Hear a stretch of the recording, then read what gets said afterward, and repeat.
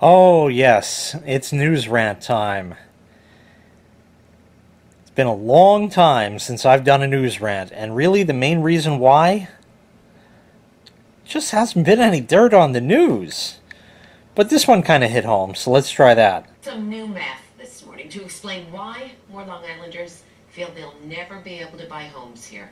The numbers are in a new study by the Long Island Association Business Group. They say home prices have gone up 150% since 19... Okay, millennials are having trouble moving out? This is news? And home prices have gone up 125% since... 1970. But when you would... Since 1970. As of the time of this recording, 1970 was 48 years ago. No shit, Sherlock.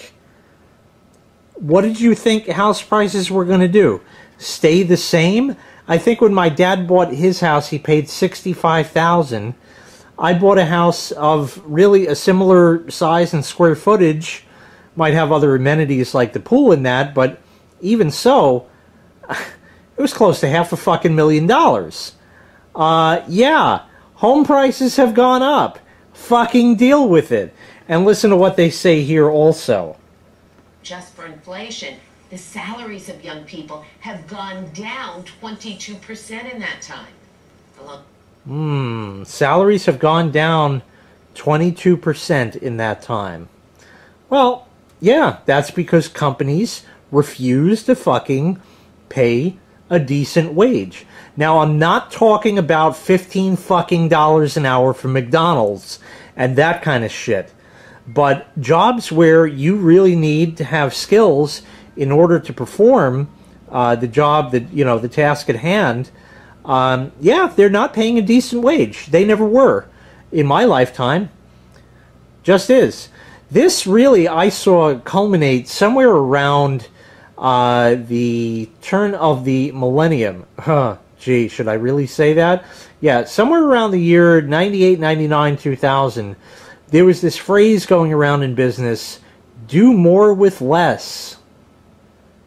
So they started doing that, and started doing that, and started doing that. At the first job that I had at a different electronics retailer, yeah, we got very short-handed. Instead of two cashiers, we only had one. And we never got a cut in pay, really. But we just had less people, and we had to work harder. And that was that. But it got to a point where we were working a lot harder than we used to for the same pay. And that really is effectively a cut in pay. Then at this tiny middle place I was at for many years after that, you've heard the expression, trying to squeeze blood from a stone? They succeeded. That's how fucking cheap they were. I couldn't even have the tools to do my job. And they wanted me to buy them.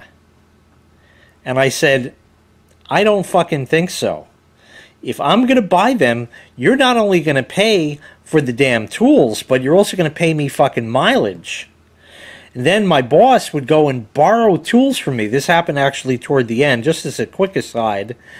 And he borrowed 2 tools from me and lost them. Lost them. I said, they're in the building. Well, I don't know where I left them. I said, well, go fucking look. I need my damn tools. And I was ready to fucking go ballistic. And then when I finally left the place, I think it was, when was it? I'm trying to remember. I can't remember exactly, but no, actually it was only a few weeks later. It was about a month later. And after I caused some shit again because I needed that damn tool, one of those tools, suddenly they showed up. Wasn't that nice? So anyway, back to millennials not being able to move out. They've taken a cut in pay. Well, fucking deal with it. Get a second job. You know what I did? Back in the day, when I worked for that first place, I got a second job. And I was going to college at the same fucking time. So I was balancing 2 jobs and going to college. And I fucking did it. And look where I am now. Get your fucking ass in gear and goddamn work. That's all you have to do, and stop wasting your fucking money on Starfucks and avocado toast. For fuck's sake. Continuing. Long Island Association says right now, almost half of Long Island's millennials live with at least one parent. At least half of the millennials live with at least one parent.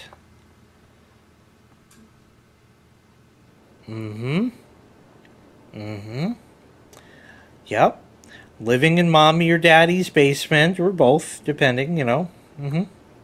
Yeah. Living in their basement, or still in their same room they had since childhood. 35, 30, 25. Yeah. No. See, I got out of the house when I was, let's see, I got married, I was about 25, 26 at the time. So we had an apartment for, about 4 years before that. So I was about 22 when I sort of left the house. I didn't officially leave and like pack my shit up and said, fuck it, I'm out, I'm gone. I would sort of do a half and half thing. I was lucky enough to be able to do that. See, because at the time, the girlfriend and now wife, who the fuck knew, right? She was working nights. And if she was working that night, I didn't need to be at the apartment, really. I could just go back home. There might be dinner. Usually not. But there might have been dinner.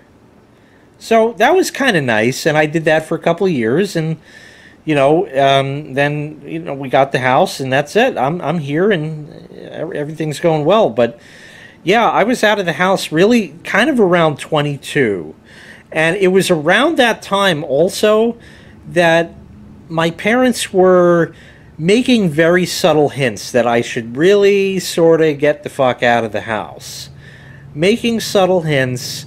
They weren't kicking me out. They didn't sit down with me and have a talk where you need to get the fuck out of the house. Nothing like that. No. But it was understood that the only way I'm going to get out of the house is by having money. And the only way I'm going to get money is by fucking working. And that's exactly what I did. Like I said before, I worked 2 fucking jobs. And I didn't waste money. I drove an old 81 Chevy Citation, the biggest piece of shit on the road. And all of my friends laughed at me and pointed, and everybody said, look at that fucking rust bucket. You know, and it was a Chevy, so, you know, Chevrolet, cheap, hardly efficient, virtually runs on luck every time. Yep, that's what it was. That's exactly what it was. But it got me from A to B. And I didn't waste money on rims. I didn't put a system in it. I didn't fucking do anything to it except put fucking gas in it. That's all I did. And I just drove the fucking thing until the transmission grenaded itself. No, I didn't beat the shit out of it to cause that. It just was an old car. And with 194,000 miles or something, when it crapped out, yeah, it had well lived its day and then beyond some. So, yeah, I drove an old piece of shit. Then I bought Old Clanky. And then I drove that until it grenaded itself, and now I have the Big 6.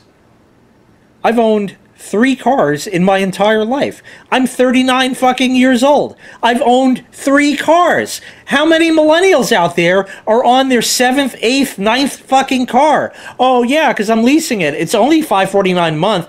Gee, if I could only get my credit score up, I might be able to, like, get it down a bit, but, like, totally, oh, my God. I need to take a selfie. Look at this. Get the fuck out of here. Go to work, make money, and make a fucking life for yourself. The news, like I said, can't report anything new.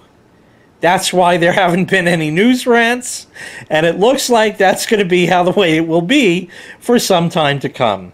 Thank you for watching. Get your ass in gear.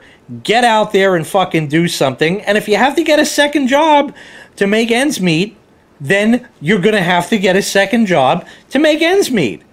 And if you're having trouble making ends meet, stop spending your fucking money. Drive an old piece of shit car.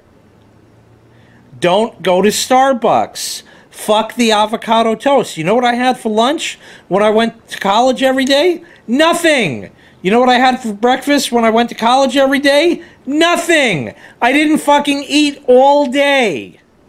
I stopped at a water fountain, maybe, and got a drink of water, and that had to just tide me over for dinner.